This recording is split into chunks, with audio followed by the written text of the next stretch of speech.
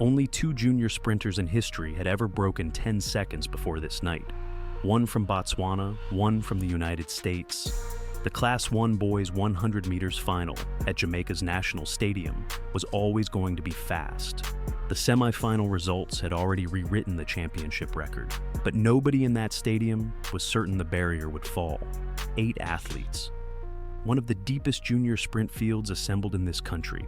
Nkrumi of Kingston College in lane 4, DeAndre Daly, Jaden Reed of Jamaica College, Javon Blair from Manchester, all with the fitness to run something significant. The question was which of them could execute when the moment arrived. Watch what happens at the 40-meter mark. That is where this race is actually decided. Do we see the third? Yeah. So we also expect great performances from Jaden Reed and DeAndre Daly. I think they should be getting a PB out of this race. Yeah, here's Yuri Lawrence Clark. He's from Kingston College, goes in lane 1. 10.55 seconds coming in. Jamaica College's Hector Benjamin, he goes in lane 2. 10:31, the number 2 man at JC, hoping to score big points now. Monk Street into the quiz final. Raheem Pinnock representing in the Class 1 boys 100-meter final. 10.40 seconds. In lane 4, 818, his name is Boaji Nkrumi from Kingston College. The 7th fastest junior ever to run the 100 meters at 10:02, Jamaica's national junior record holder at 10:02, and the champs record holder at 10:08. Next to him, DeAndre Daly of Herbert Morrison. An extremely talented sprinter who should get a personal best tonight. 10.21 seconds. Yeah, 10:21, a personal best in the semis. Next to him, Jaden Reed from the Cayman Islands by way of Jamaica College. He's the number 1 man at JC, their top sprinter, 10:24 his personal best to get to this final. In lane 7, from Manchester, the cool Hills, Javon Blair, the central champion. Extremely talented young man, and we expect a great performance from him. 10.46 seconds. And rounding out the field, the Penn Relays 4x1 medalist, Junior Harris from Camperdown. 10:41 to get here. Part of the controversy with that false start in heat semi-final 3. Wait for the cut. So, again, viewers, expect history to be made right now inside the National Stadium. Class 1 boys 100-meter final. The record was done in the semi-finals by this young man from Kingston College, Boaji Nkrumi. He laid down the gauntlet with 10.08 seconds a couple of hours ago. He holds the national junior record at 10.02 seconds. He's on the cusp of history.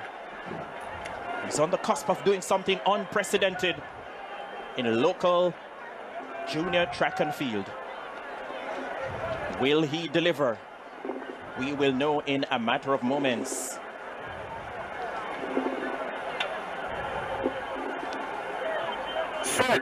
The set position. It's an electrifying start by Boaji Nkrumi. Daly and Benjamin are chasing relentlessly. Nkrumi steps on the accelerator, goes away in grand style. It's a great performance. 9:97. Wow, we have just seen the first ever top 10 in the history of champs. Comment the hour, comment the man, comment Boaji Nkrumi. Another stunning performance. Wow. What have we just seen? Daly for silver, but Boaji Nkrumi, 9.99. Take that to the bank again. First in the history of champs, top 10. A new national junior record, and for the second time on the day, in a matter of hours, another new... 9.99 seconds. That number ended a century-long drought in Jamaican junior sprinting. And it came with a technical story almost nobody noticed in real time. Kingston College's Boaji Nkrumi didn't just win the intersecondary schools, boys and girls, championships, Class 1, 100 meters final. He rewrote what this event is capable of producing. And the way he did it raises a question worth sitting with. How fast could he actually go if he ran a complete race? Here's what happened on that track at the National Stadium, phase by phase. Nkrumi entered the final, having already broken the championship record in the semi-final, 10.08 seconds, a mark that was both declaration and warning. His rivals knew exactly what they were facing. DeAndre Daly had posted 10.21 in those same semis. Jaden Reed, the Cayman Islands-based sprinter running under Jamaica College colors with a 10.24 personal best, was in the mix.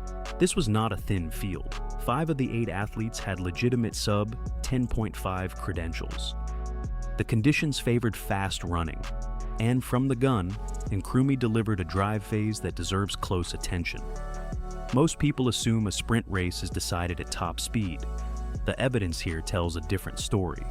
Nkrumi's separation from the field happened earlier. In the acceleration corridor between roughly 10 and 40 meters, his first step reaction was clean, estimated around 0.138 seconds based on comparable performances at this meet. Not exceptional, not the reason he won. What mattered was what came after. In the drive phase, Nkrumi maintained a forward lean of approximately 45 degrees through his first 6 strides, generating horizontal force rather than prematurely converting to vertical oscillation. His stride length at 20 meters was already reaching 1.9 meters, notably long for an athlete still in acceleration. By 40 meters, tracking the footage frame by frame, his stride length had extended to approximately 2.3 meters at a cadence close to 4.6 steps per second. That combination is where the separation became structural, not just visual. Here's what's most surprising about this performance. The 9.99 was almost certainly not his best effort. Watch the closing 15 meters again. Nkrumi glances left at approximately 85 meters, then right at roughly 92 meters. 2 checks in the final straight. Each lateral head movement introduces rotational torque through the spine, disrupting the symmetrical drive of the arms, and costs measurable time. Conservative estimates place that kind of check at 0.02 to 0.04 seconds per instance. Combined, those 2 glances may have added 0.04 to 0.07 seconds to his finishing time. That is not a small number. That is the difference between 9.99 and a potential 9.92 to 9.95 on the same day, in the same conditions, with the same fitness. So, the real question isn't what Nkrumi ran, it's what he left out there, and whether the coaches around him can help him access it. At top speed, reached between approximately 60 and 75 meters, his stride length peaked near 2.55 meters, with a cadence holding around 4.8 steps per second. Those numbers place his top speed in the range of 11.9 to 12.2 meters per second, consistent with a sub-10 performance, though short of the 12.4 meters per second peaks recorded by the world's fastest seniors. The physical ceiling is still well above where he currently operates. What Nkrumi has that cannot be manufactured is stride efficiency in the maintenance phase. Between 75 and 95 meters, where most junior sprinters show measurable deceleration, his mechanical output held. Ankle stiffness through ground contact, the property that allows a sprinter to minimize contact time while maximizing elastic return from the track surface, Spiua appeared consistent across that corridor.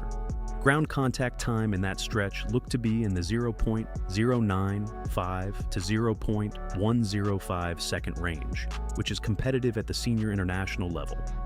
One detail that sticks with me when rewatching this race, the moment Nkrumi crosses the line, his deceleration is relatively gradual. No collapse, no lunge, no desperation at the tape. That smoothness suggests he was not at maximal neurological output. He was running within himself while still producing a historic time. Here's the take that will probably draw debate. Nkrumi's 9.99 is simultaneously one of the most impressive junior performances in global sprint history and one of the most technically incomplete fast times you'll ever see. Both things are true, the time is real, the execution had significant room. If his coaching team is watching those final 20 meters and not treating the head checks as a priority correction, they are leaving the most accessible marginal gain on the table. For context, before this performance, only Botswana's Letsile Tebogo and American sprinter Matthew Bowling had broken 10 seconds as juniors, under 20 athletes. Nkrumi joined that group at a historically deep champs meet in front of a home crowd, in a race where the pressure to perform was maximal. Producing a personal best under those specific conditions is not nothing. What does this tell us about where Jamaican junior sprinting sits right now?